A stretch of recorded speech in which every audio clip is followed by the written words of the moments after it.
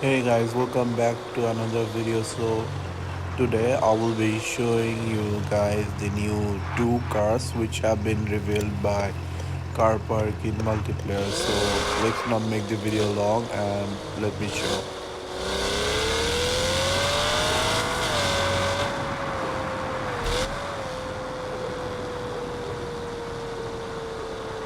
So here are the two new cars, and there was three cars from before.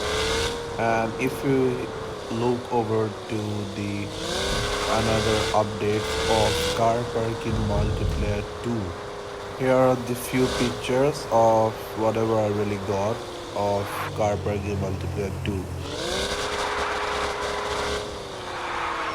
There are 6 cars likely to be added in the new update of Car Parking Multiplayer 2. Yeah, that's it for today.